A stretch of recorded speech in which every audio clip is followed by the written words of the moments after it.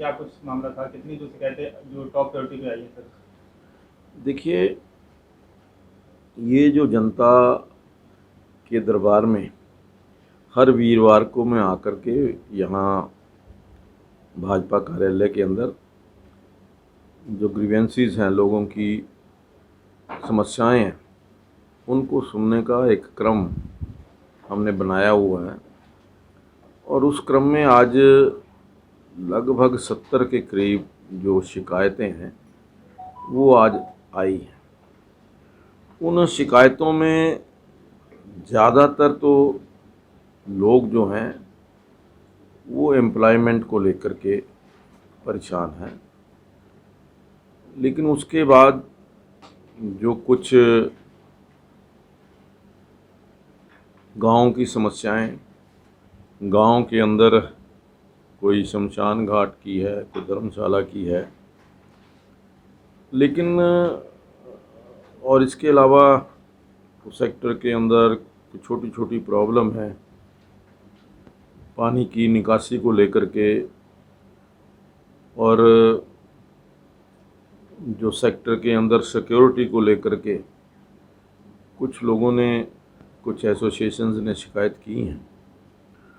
और 2-3 शिकायतें ऐसी आई हैं जो जो जो सरकारी तौर पर मैं कहूँगा कि भ्रष्टाचार के बारे में लोगों ने कंप्लेंट की है कि वहाँ कामकाज करने में भ्रष्टाचार हुआ है, उसकी जांच कराई जाए।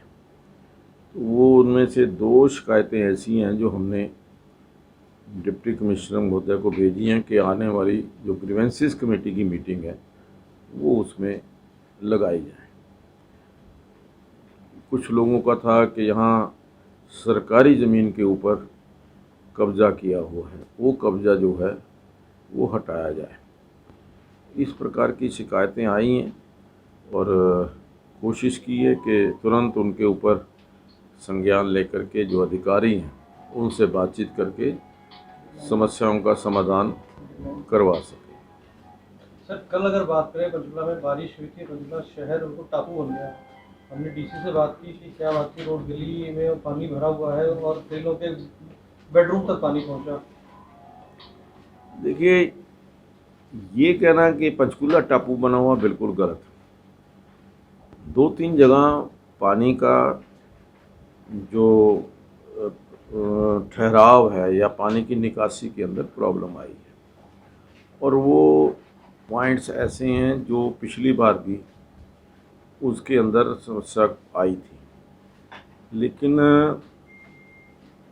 3 जगह के ऊपर, एक 8 सेक्टर, एक 10 सेक्टर और एक 19 सेक्टर, ये 3 जगह के ऊपर पानी की समस्या आई है। और उसके बारे में आज ही यहाँ PWD रेस्ट हाउस के अंदर जो डिज़ास्टर मैनेजमेंट की टीम है उसकी मीटिंग बुलाई हुई है, और उस मीटिंग के अंदर मैं भी रहने वाला हूँ, ताकि इन जो पानी की समस्या है इसका परमानेंट समाधान हम कर सकें। उसमें हमने सभी जो इंजीनियर्स हैं, चाहे वो हुड्डा के इंजीनियर हैं, चाहे नगर निगम के हैं, या जो अन्य डिपार्टमेंट्स के जो कंसर्न हैं, इरिगेशन के हैं, उन सबको बुलाया है ताकि इस समस्या का समाधान स्थायी रूप से हो सके। सर यहाँ पर बाहर के करीब देखिए जाए तो 50 से 60 लोग जो बाहर इकट्ठा हो रखे हैं, जो मंडी को लेके, जिस तरह कोरोना काल से पहले मंडियाँ लगती थी सप्ताह में 2-3 बार, लेकिन अब जो मंडियाँ जो कोरोना काल के बाद नहीं लग रही, उसको लेके लोग काफ़ी यहाँ मतलब खड़े हैं कि हमारे भी सुनवाई नहीं हो रही है। देखिए, अभी कोरोना जो है वो कम ज़रूर हुआ है, अभी गया नहीं। तीसरी लहर आने की हम हर रोज़ अखबारों के अंदर आशंकाएं पढ़ रहे हैं। जब तक हम ये श्योर नहीं हो जाते कि कोरोना चला गया, और क्योंकि जब हम सब्ज़ी मंडी लगाएंगे तो उस सब्ज़ी मंडी के अंदर सभी कोरोना के नियम जो हैं वो टूटेंगे।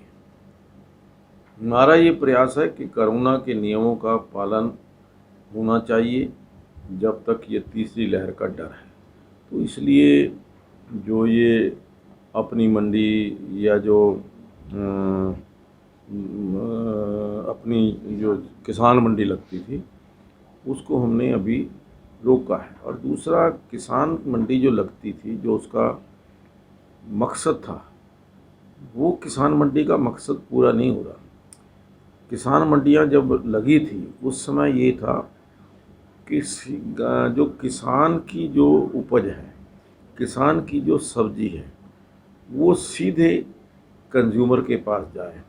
जो बीच में आड़ती के पास जाती है वो उसको खर्चा ना देना पड़े, उसका फ़ायदा कंज्यूमर को भी मिले और उसका फ़ायदा जो है वो किसान को भी मिले।